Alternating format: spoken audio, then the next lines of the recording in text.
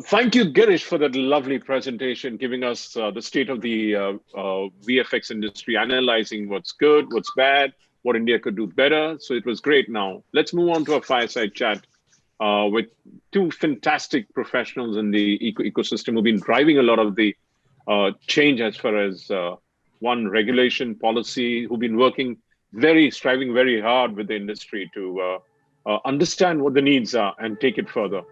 Welcome, Biren. Biren's the India head of Technicolor. How are you, Biren?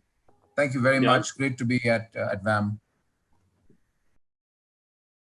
Thank you very much. And there's Ashish Kulkarni, a gentleman I met many years ago. He's prone to wearing kurtas along with jeans whenever he's traveling. He's a chairman of the AVGC Forum, FICCI, and the founder of Punnaryug Artvision. Welcome, Ashish. Thank you. Thank you very much, Anil. Great to be here with you. Thank you very much. In terms of the VFX ecosystem, where are we at today? Girish gave us some insights about scale, size, and everything else. So what is your perspective as far as the VFX industry is concerned? What spurred its growth? Where is it at currently? Biren, we want to start? Thank you very much. First of all, I think, VAM is going to be one of those wonderful moments where we help to transport the industry to new and different places coming into 2021 and hopefully to better places. And visual effects is this fantastic agonizing craft by artists who are always trying to create incremental imagery, right? The one Harry Potter to the second, or the one James Bond movie to the second, or whatever. So there's this whole race to becoming better than just what they did before. And I think it's really about, we're seeing it across fantastic different areas, sci-fi and creatures, and using computer graphics in ways that are very, very interesting apps. So, people in these 2 days have spent a lifetime just on water, or spent a lifetime on creatures, or spent a lifetime on creating new environments that don't exist.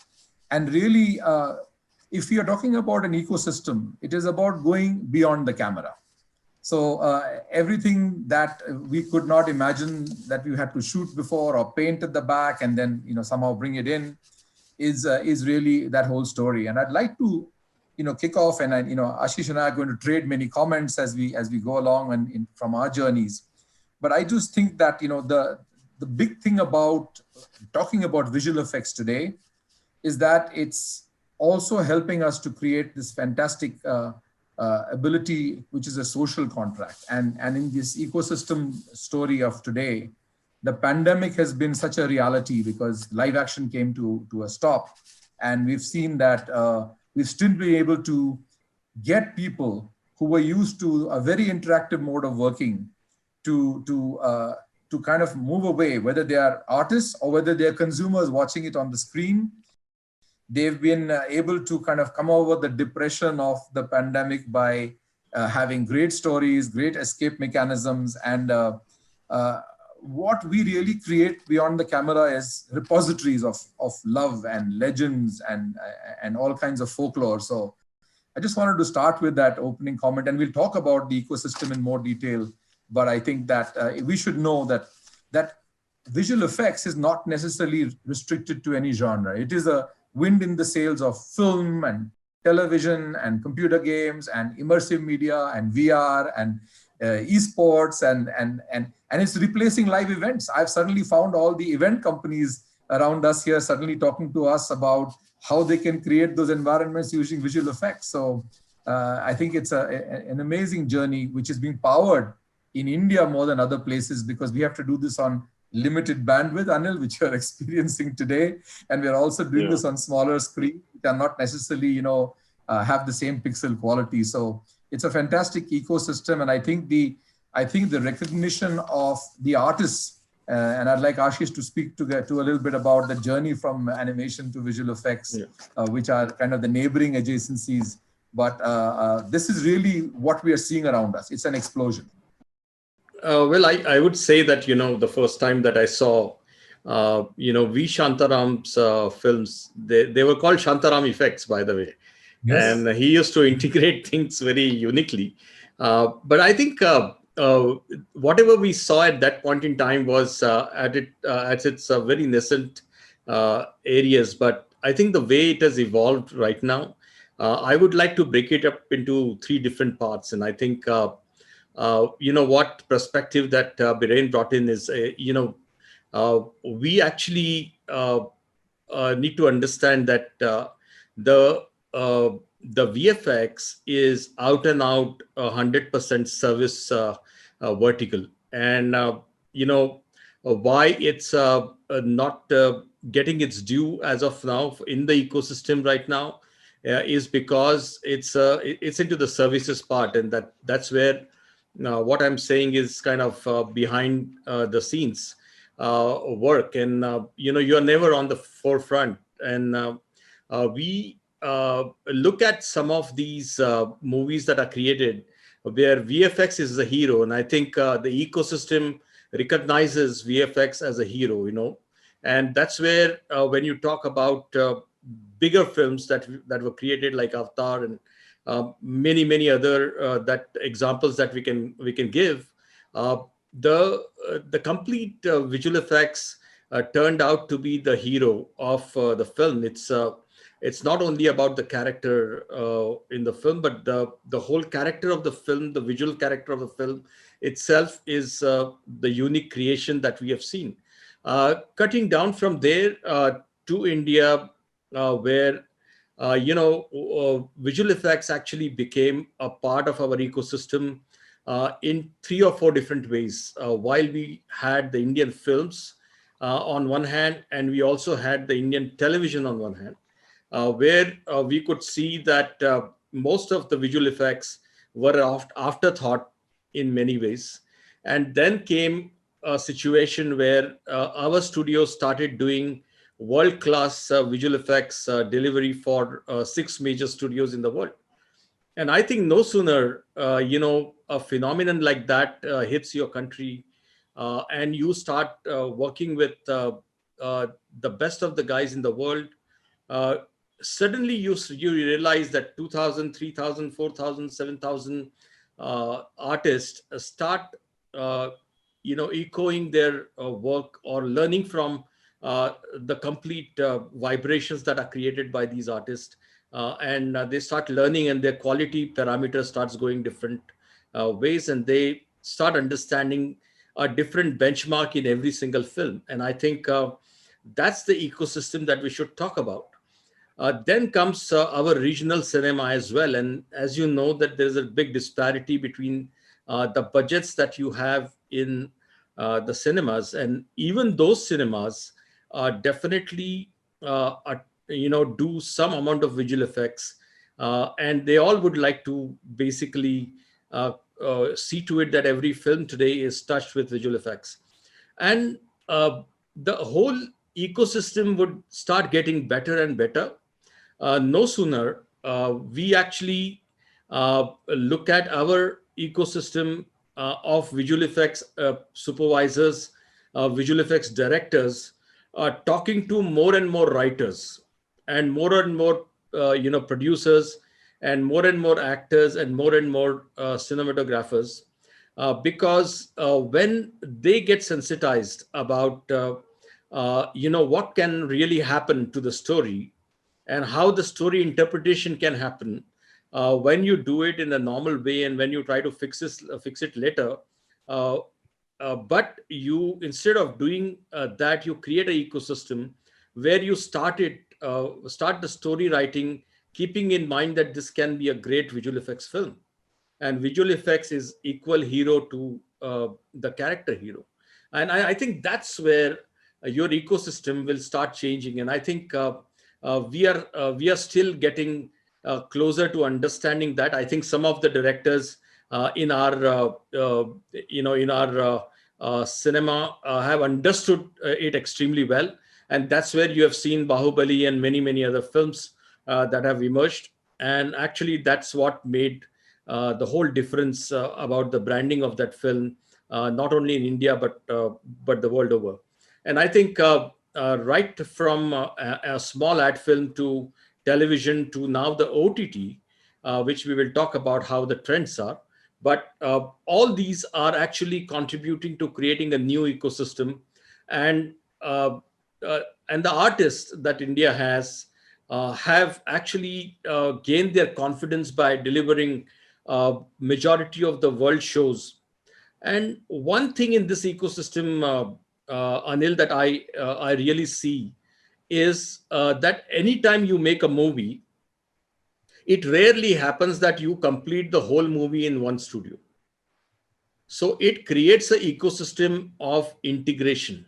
And I think you have a sharing of your assets with maybe 5 or 6 studios world over. And I think that's where the collaborative effort of this ecosystem gets you to learn a lot of things. I only feel that the whole industry paradigm should look at the importance of making visual effects as a hero of the film or a creation, and give a little more recognition than what the present day artists get into the ecosystem. Yeah, so let's look at the Indian ecosystem. We are service oriented, totally service oriented. Some of us are internationally service oriented. Some of us are working with Indian filmmakers who are not really getting into the VFX as the hero, like you said early on. They're doing it as an afterthought. Has that evolved further, and where do you see it going further? So now we are slowly trying to come into the trends, and I think as far as the films are concerned, we are still evolving, I would say. But in the last 3 years, if I could say, I would really give 100% marks to the OTT productions. They were definitely not the feature films, but they were way above mark in terms of quality of VFX, which actually came in. And that's what we have seen.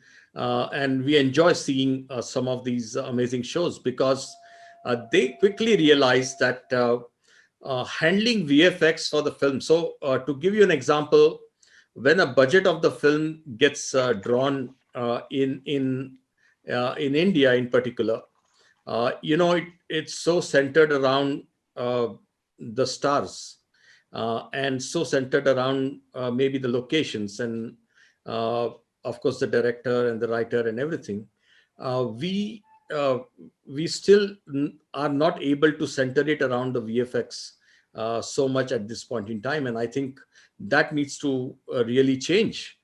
But the OTT realized it, and they decided that although you are creating some of these shows which are short forms, maybe 10 1 hours, or 12 1 hours, or 8 1 hours, but the kind of visual effects that they invested into, if you look at the ratio of the budget of visual effects, was definitely different. At the same time, they didn't stop there, but they also appointed some of very skilled supervisors and directors, independently, to look into the visual effects of those shows. And I think that's something which is very smart. And that's where the control of the budget of visual effects came as a surprise to many creators in India in the last 3 years. And I think that's where they were able to deliver something remarkably different.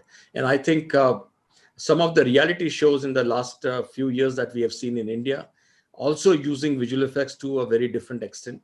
And I think that talks about how the distribution of budget, which is considering visual effects, if done properly from the beginning, can actually create a very different looking show, and a very, very rich show, I would say.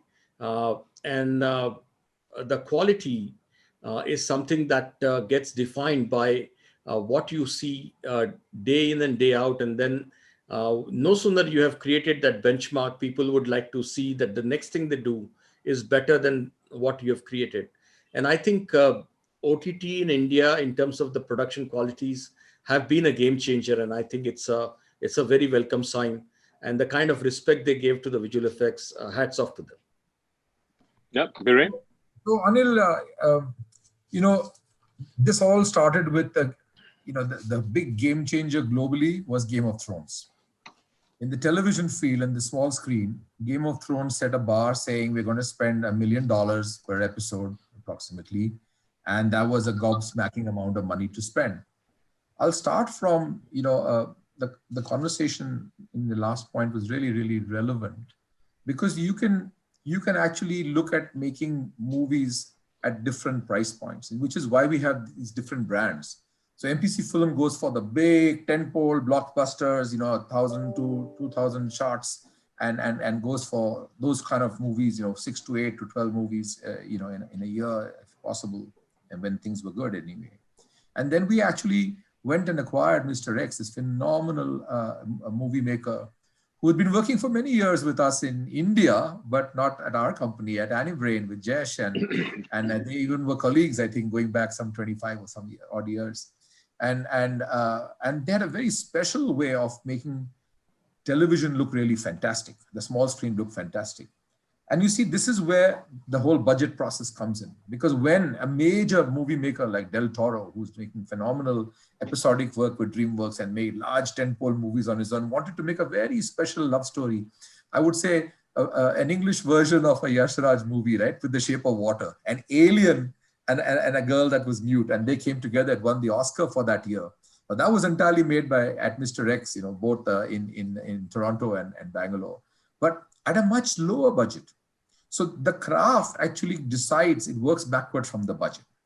If I was to just spend a minute on this, because it's really relevant, I think, in terms of what Ashish was saying, you see, the big movies in India, let's say, are $20 million. There may be 2 or 4 or 6 or whatever in a year, right?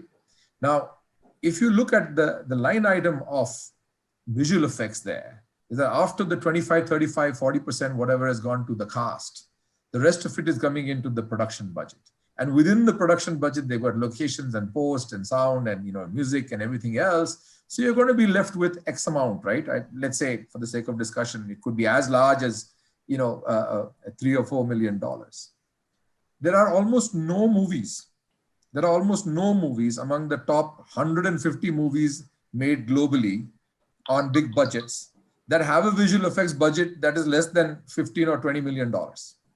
So we are not comparing apples with apples, and we should not compare. It's got nothing to do with the quality of our producers. It's got nothing to do with the quality of our content, because it's just like, what money do you have to make a car with, right? I mean, I can either make a Bentley on a budget, and I can make the best Indian version of Maruti on a budget, and they will be good cars at their respective budgets. And we would probably, have a good drive in either of them. So I think the comparison is just not worth it at this moment in time.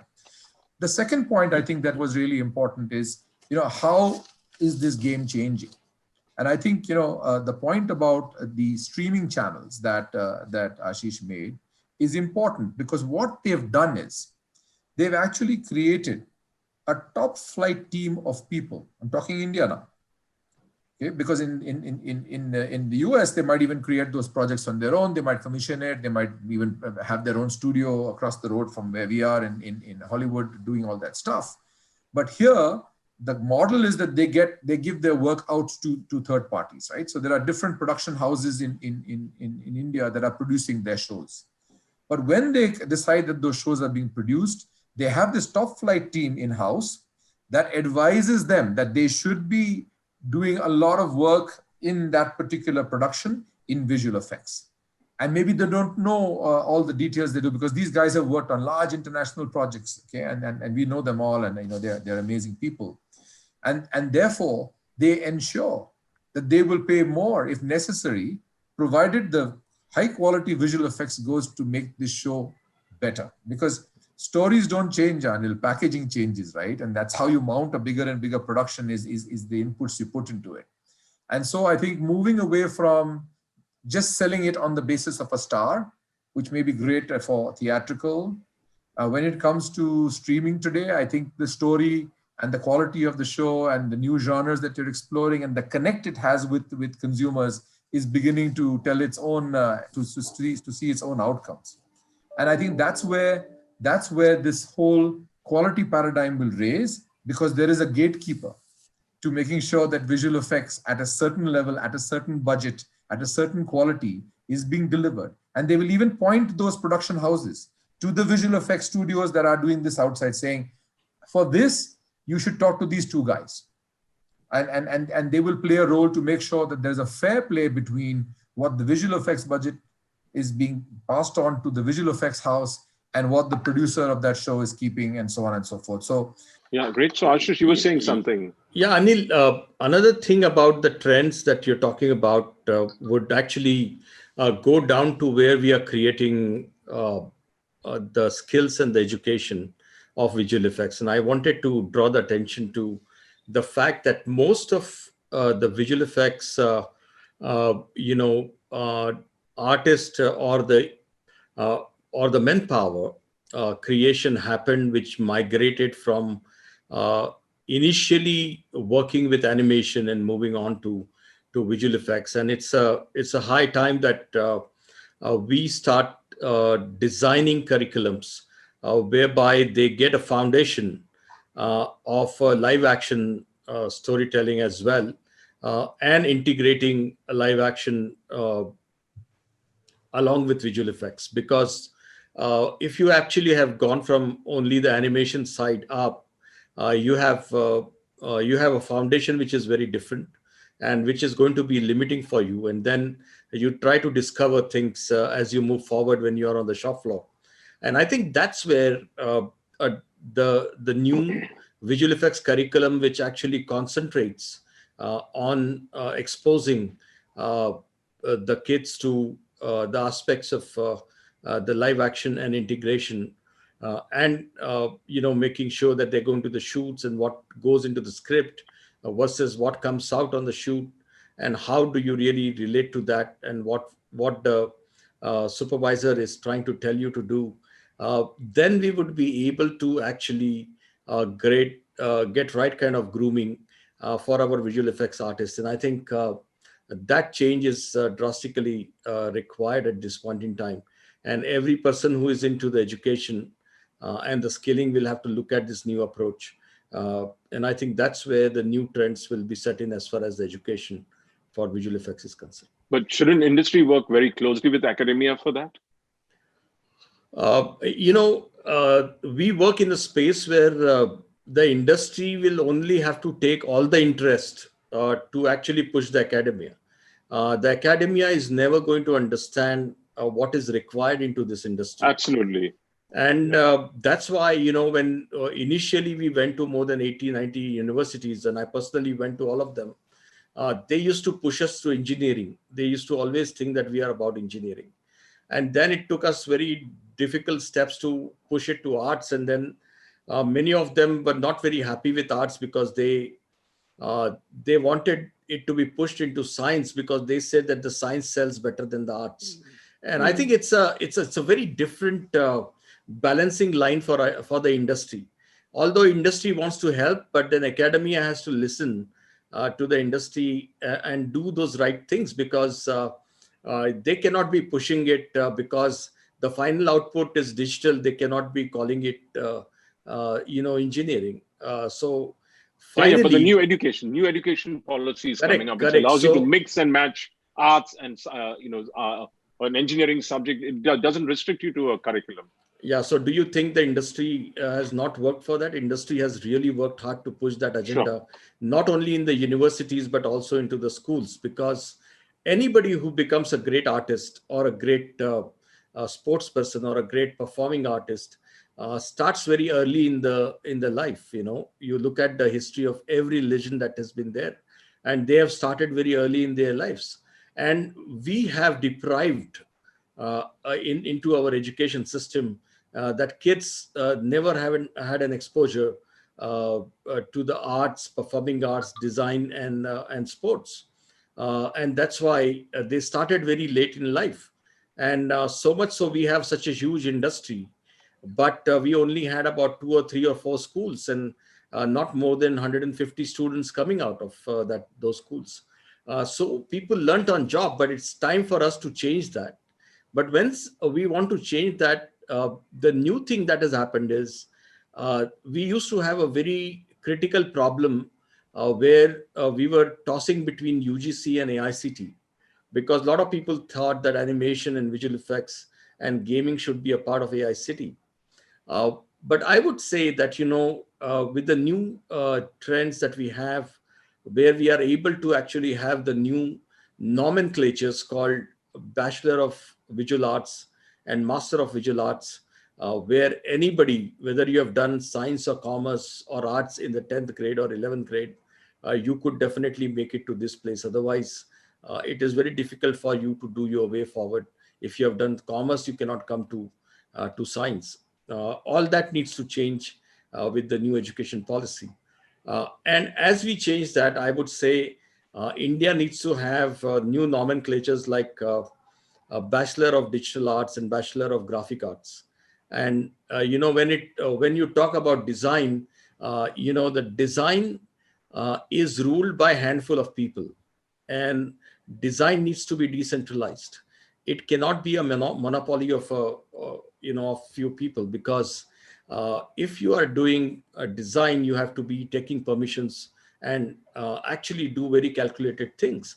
But design today is not about only creativity. It's about the way you think and the approach you have to solve the problems. And I think that's where the academia is now getting ready with the private universities and some of the other ecosystem which are changing. But I would say even the school state curriculums need to adopt this and make it possible for kids to, as people are pushing for coding from schools, they should push for creative art, performing art, and design thinking from the schools.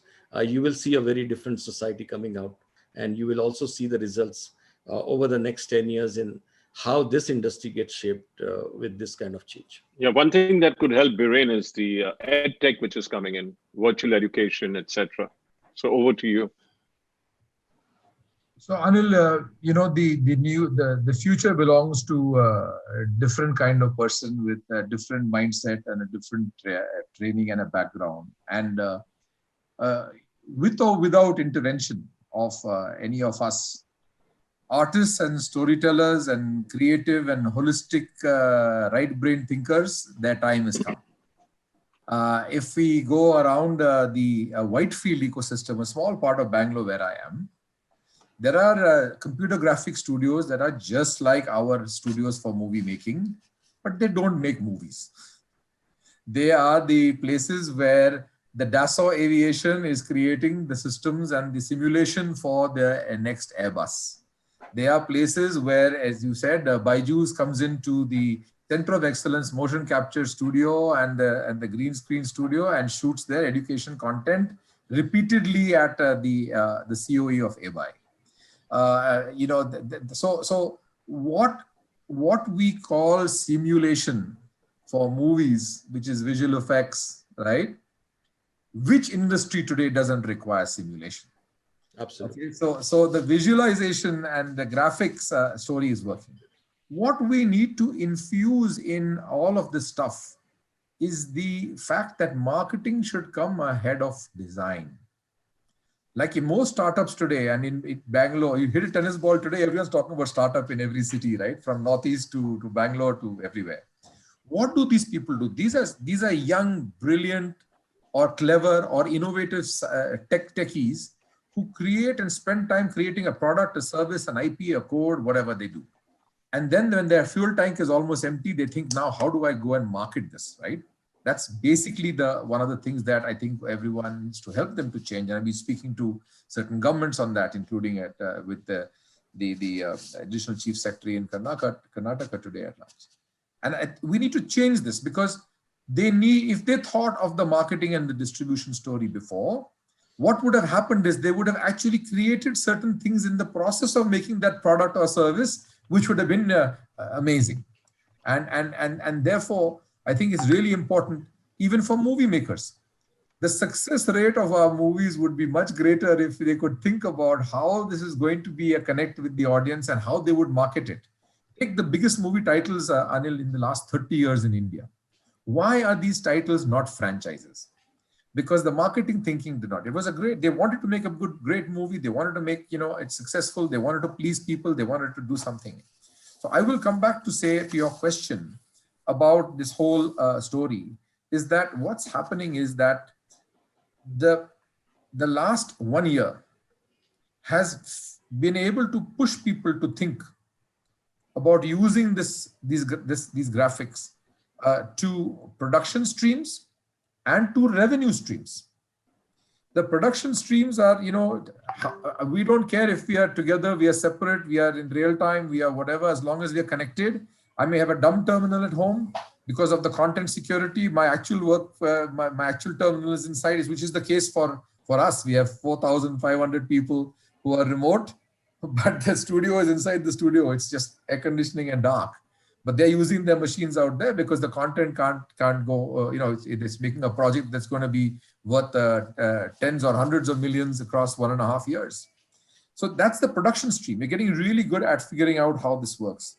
And look at the revenue stream now, because what's happening is that you are looking at this, and we said this earlier, right? I mean, there are ways of people monetizing this through games. Games has just gone through the roof. I mean, a small team that we had has become much, much larger, in the last 1 year, no matter whether it's working with, 8 studios of Ubisoft, 4 studios of EA, etc. I mean, that's just a whole revolution that is taking place. So I do think that these same technologies of simulation, of graphics and of VFX is going to be something that's going to happen. And the curriculum will evolve. If they learned computer games, software about 5 or 7 years ago, it would have been before the Unities and the Unreals came. Now they'll learn this new stuff. And on the one hand, it's moving towards more open source. So everybody can actually access it, right? And the other hand, it's, there will be these specialized tools. Once I use a platform and so on, right from 22 years or whatever, Ashish and I have seen that we may use standardized software, whether it is proprietary or not proprietary. I mean, whether it's a licensed software or open source software, and then you build on that. You build your tools, you build your plugins, you build your competences. So that all is happening. And I think one really important thing that we should talk about, and I think we must acknowledge India's performance in 2020 for that, is that one major thing has changed in the world, and that is trust. Okay, all of us have spent tons of time and tons of money, and our studios are built, audited by Marvel, audited by Disney, audited by many, many people in the world in order for us to make sure that nothing can go out of the studio.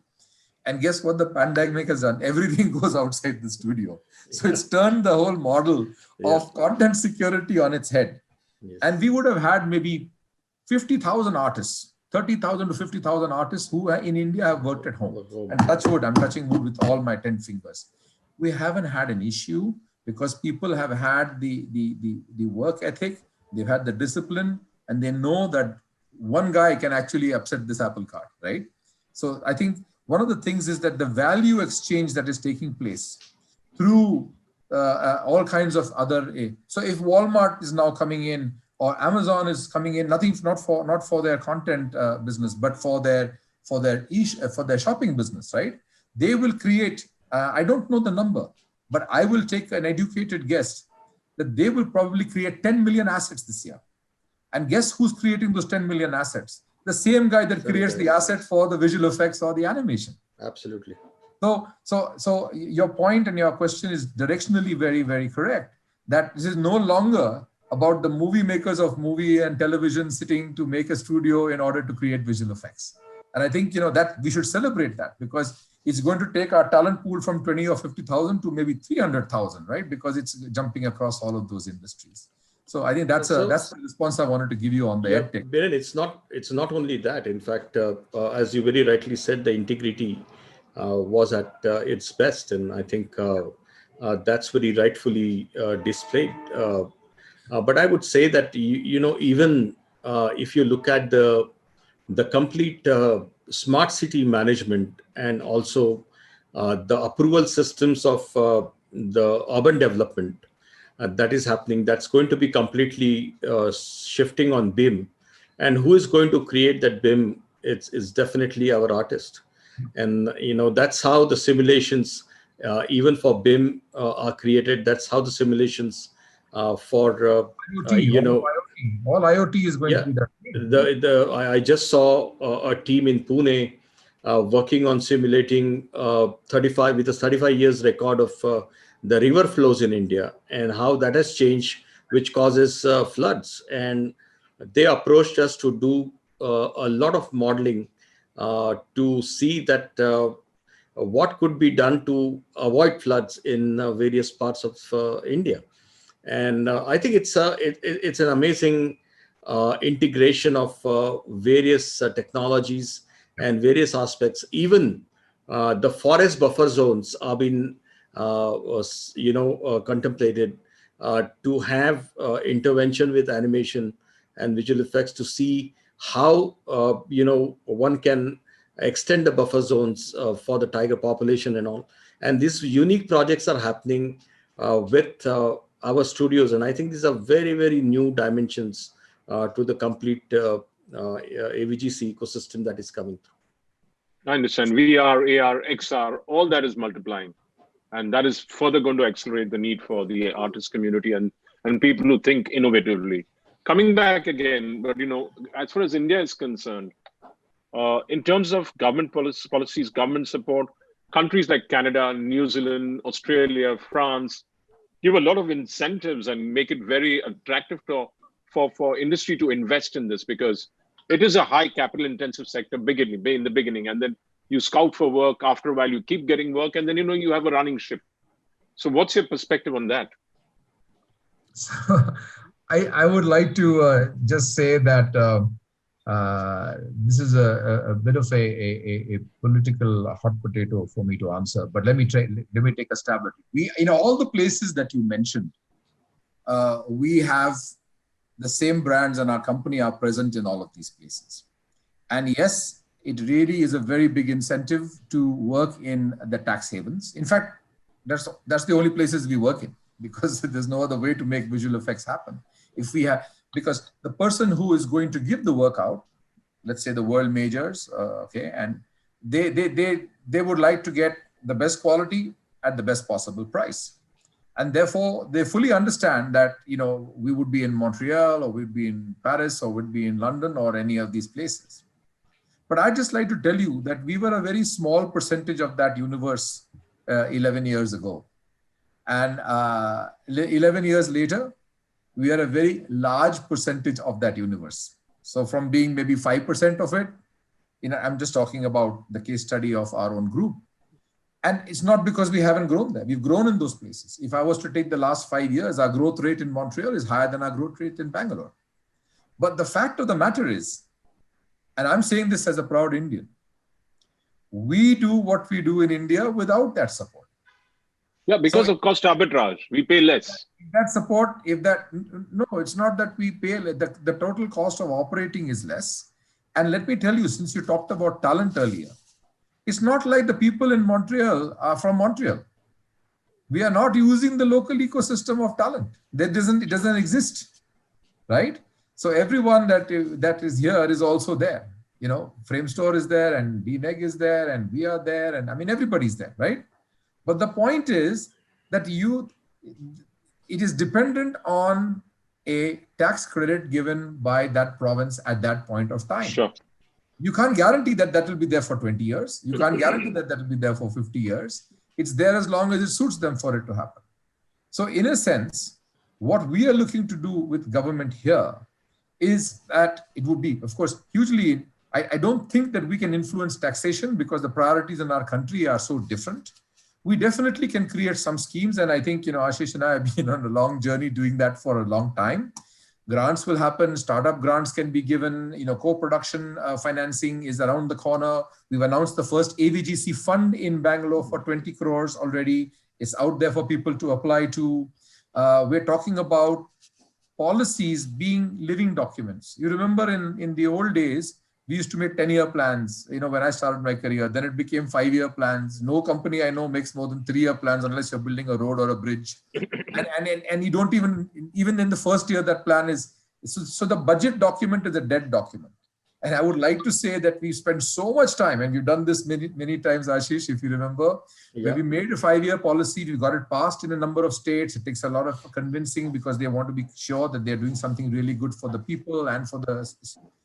But it doesn't last 5 years anymore, because now suddenly, you'll have esports that is coming up. So maybe for each of the verticals within AVGC and even within the gaming vertical of AVGC. And, we spent some time, Ashish and I this morning, talking about why we haven't launched the national policy, because by the time we are crafting it with a very big ecosystem, we need to add to it. So I think it needs to be some kind of a more, I don't know, Ashish, maybe a more evolving document that is updated every year, like the software from Autodesk, right? We have a version 2021 and a version 2022. But the point before I hand over to Ashish is that when we talk about France, for example, it is to build up the local ecosystem. I would like to give Korea as the best example that I have in terms of what people develop, because in the process of creating an ecosystem, they developed the revenue stream, their broadcasting grew, they started making other people's stories, they pivoted to making their own stories, they no longer really care whether they do services for outside the world and so on and so forth.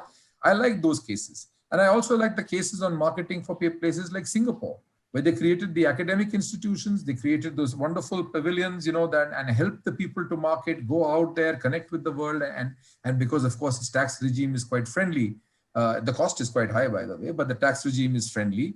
They were able to do different things. So I think we don't want to ape any one model. We don't want to just say, let's do, the tax incentives of some place or the other. They have their own compulsions, right? And we may get to that if we had the same number of artists that are going to be affected by global competition. We would run to the doorstep and say we need to have incentives in India, but tax is a difficult one to do. And therefore, we have been working hard on creating platforms, creating infrastructural platforms, things that people can share. So if Anil, Ashish, and Biren were to start a studio, we'd have to go and find space, we'd have to build it up, we'd have to invest in hardware. That's before we even started making a frame of film. So if we take that pain away from the community and let them invest in the people, hopefully in the future, not even in training, but today definitely they have to have their own academies and train their people, then they can apply themselves to production creative technology, and whether they're doing IP, whether they're doing services, whether they're building new tools. That's the vision behind the COE here. That's the vision behind the image tower in Telangana. That's the vision behind the national COE that we have, labored quite hard. And I think it seems to be now becoming more of a understanding of, right? The understanding is much more mature, and I think the will to do it is established. Yeah. So Anil, I will put it this way. In such a huge country with a very diverse ecosystem that we have, unlike any other country where industry is concentrated in one or two cities or one or two areas, we pretty much have very active 11 clusters in India, where the film industry and the television industry was already existing, and of course the animation, visual effects, and gaming actually grew into the similar ecosystem under the regions of one side was the film and television, and one side was the IT, and we were right in the between these two. But let me give you an example of cricket. The very reason that there is a gully cricket, there is a society cricket, and there is Ranji Trophy, inter-collegiate, inter-school, inter-university, inter-state, and Dulip Trophy, and many other trophies. And then you had test matches, one-day internationals, 2020, and the whole ecosystem for years together had a very deep-rooted foundation at the bottom of the pyramid. So when you built a kind of a Ranji Trophy or a Dulip Trophy or a inter-university in the middle, and then you built IPL at the top, everything seems to work. But why didn't it happen for Kabaddi? Because the pyramid was ulta. You built the tournament, but the foundation was missing. And that's what if you do it for any other things. And I think having passed the last 2.5 decades in the industry, starting with animation, adding visual effects, adding comics, adding gaming, and now the complete XR ecosystem. And the cluster development on its own that happened into 11 cities of this country, where AVGC XR industry is now established. And you will definitely hear about our association in MP in the next 2 days. We have just registered it today. We have our association in Orissa starting. We have association in West Bengal starting. We already have an association in Tamil Nadu, and all these states will have their own policies. And that's why the bottom of the pyramid is getting built. And I think what happened in, say, a state of Maharashtra, Karnataka, Andhra, Telangana combined, Kerala, and also Tamil Nadu and West Bengal, was the foundation was built in multiple cities of these states. The policies got built, so you have become robust at the bottom. And now it's a time that there has to be a central policy, and then there has to be a state-center relationship, because these policies in India are not going to work so strongly if it's not in sync with each other, because all implementation has to happen in the states. So the cluster development has to be a collaborative model. The co-production funding has to be a collaborative model. So if the government of India says that I'll give, say, 1,000 crores for co-production, for example, the state governments have to say that if I give you 100 crores, can you match that 100 crores from center? And we go to SIDBI and say that SIDBI should match 200 crores. So the fund for that state becomes 400 crores. And that's how that ecosystem is going to work. And in terms of an incentive, very rightly pointed out by Biren, that the priorities of our country are very, very different. Unless and until you have a very sizable ecosystem, and the sizable ecosystem is going to happen with gaming and XR in a particular order. Of course, XR and gaming is going to be at the top, followed by visual effects, and then would be pure play animation, the character animation per se, because we are going to have a mix of domestic and international deliveries out of India. So I believe that this ecosystem has slowly started, giving an impression to the state governments and the central government that we have built a very rock solid bottom of the pyramid. And now it's a time that we need to really churn out the middle, which is a state-centered relationship with the national policy and the states contributing with their state policies. And that's where we will be able to play a much bigger game in positioning India. And I believe that to do all these things, we will require another 3 to 5 years, because the new education policy is going to play its role. The complete national policy that we are designing is going to throw light on various verticals. And mind you, animation, visual effects, gaming, and XR and comics are dealt as 5 different verticals in the policy. It's not only one vertical. So that's good. Visual effects is going to get its due. I only see one problem with visual effects is because whenever incentives are thought about, they're always thought about not so much in the services side of it. They're always thought about in the IP side of it. And because visual effects is a services industry out and out, we need to have a special consideration for visual effects in the incentive program. Because when you give, when you say you create a visual effects movie, which will have a subsidy or we will have incentive and funding, it actually goes to the producer. It doesn't come to the studio who are doing visual effects. And I think we need to change that. So there is a big thought process going on right now between government and us as an industry as to how to really find a way to incentivize the visual effects studios, because they are 100% services studios today. And I think I understand. So what you're saying is that the producers are not passing on the benefits to the studios. They're keeping the benefits. No, it's not.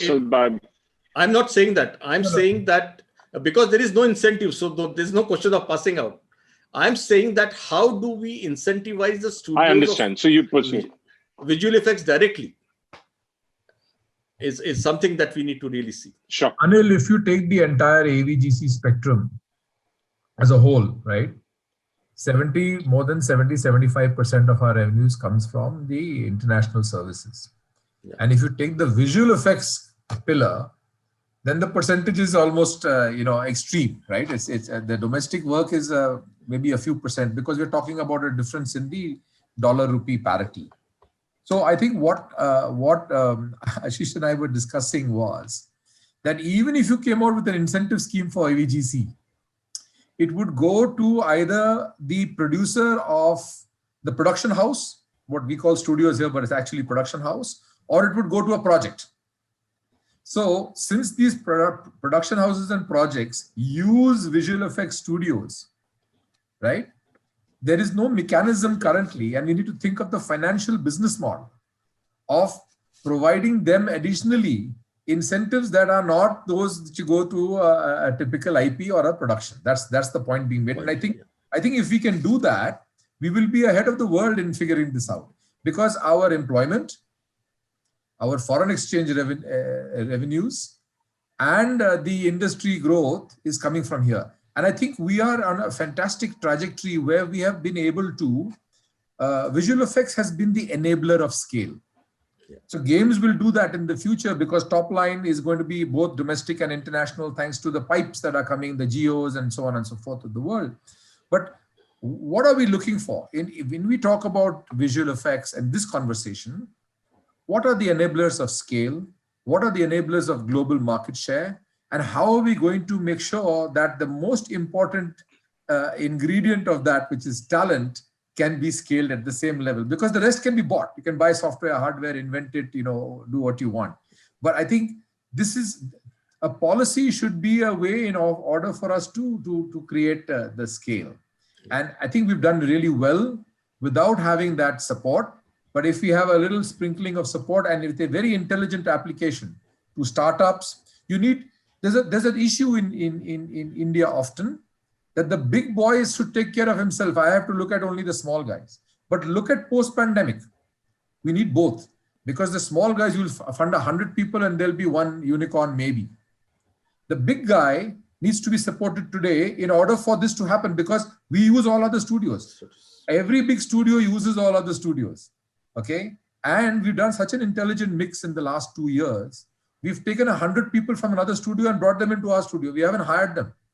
We've loaned them. We've loaned them on contract from the other studio. We've given work to 20 other studios. We've sent work out of the country to small, other locations. So we are now at this point where if some fuel comes into the tank, in addition to what private capital of each individual company can do, I think that itself can have a trickle-down effect, because it's natural in visual effects. It doesn't have to be a mandate. I get it, yeah. So now, I think we are running out of time.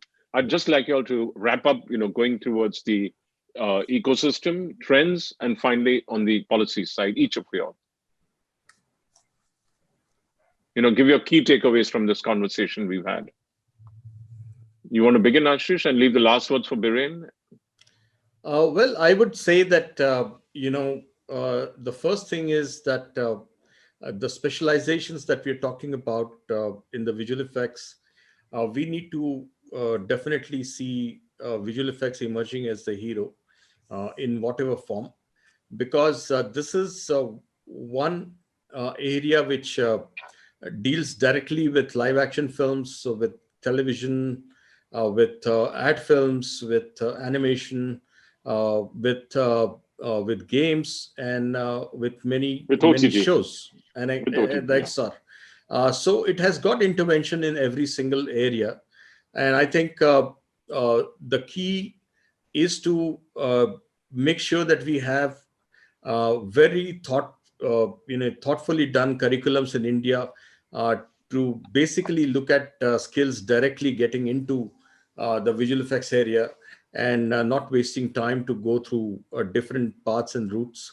At the same time, look at scaling a model in a way that is very supportive of the fact that the sensitization to the writers and the film directors and the producers and the cinematographers happens at the same time. A lot of deliberation and interaction and orientation is required to basically make sure that everybody is at the same level when they are designing a concept or designing a film or designing a show. And visual effects is actually thought through as a equal part, as Biren was saying, in terms of director and cinematographer and a supervisor. And I think that evolution would change everything for this industry. And I see in the next 10 years, by 2030, I really see we would actually grow to more than 5 to 7% of the global market in this space. And I think that would be a path-breaking thing, because if you look at our history, we have already delivered world-class quality in the right prices or better prices. What we need to do is to scale that to such a level that we become a real hub in a way that one couldn't think beyond without India in actually delivering many of these productions. You need to become a compelling hub for the world, and I think that's the motive with which India has to move forward, and the policies have to support that motive. And I think at the state level and then at the center level, both policies supporting that would enable India to catapult itself in actually creating a meaningful visual effects society in this world. And I think India can play a very major role into this. Biren, your wrap up, your key takeaways. I think we've talked about the fact that visual effects is basically a problem solver. You want to mount a new movie, you want to tell a new story, you want to be different, you want to do it in a more creative manner. The expectations of audiences are raising because everyone's making better product. So it starts from problem solving in the sense that every new endeavor needs to have a special bespoke approach, and it's different. You need to understand the mindset of that captain of that ship, that director who wants to tell that story, that cinematographer who, and you're going to see a breakdown of 1917 at VAM this year, and you'll see what an unusual combination it was. They went to do something that maybe, never say never, nobody's ever going to do again, and they did it. So that's one. Now, what happens as a result is that all the guys who are successful, all of the studios that are big, small, medium, in order to solve these problems, in order to make sure that they can create a movie, they need to come out with ways to solve it, right? And then some people do it better in some areas than others. Even when the big studios that are now all in India started out long time back, somebody was better at creatures and he made the dinosaurs and it went to Jurassic Park, and somebody else did something else. Today they do many things, but they all started off with specialization. And I think there is in India this ability for us to make specializing fun. I really think that if you talk to artists in different parts of the world, they're contractors there. They come on a project, they go on a project, they take 4 months off, they backpack, they come back, they don't care. I mean, they do care. They're loving that. They're fabulous people. But in our case, it's a profession. Huh? Everybody has, they want to be employed. They want to work on a diversity of show. There's nothing that anybody in our studio wants more than personal growth and working on great projects and to be helped and assisted by everyone. That's all they want, actually. And what happens as a result of this is we are all creating our own code, not necessarily the algorithm code, but the ways to work, right? Our learning and development is a code. Our training and employee engagement is a code, right? The way that we set up our studio and make it a place for them to want to be at is a code. And I can assure you that the work ethic of a visual effects artist in India is unparalleled in the world. They are not people who need to be told that you can't go home because it's a craft. They have to get that. They have to get that shot. There is every pixel tells a story, and really this is a business where when we make films, we have 4K rooms that people go into to make sure that every pixel is perfect because it's going to show up on a big screen. And I'd like to start by saying that in the process of doing this, I am convinced that we have created differentiation. We have created a differentiation which has become the room next door. So we are no longer in India. If we work with a studio or game studio in Vancouver and create visual effects, we are there. If we're working with a big studio in Hollywood, we are there.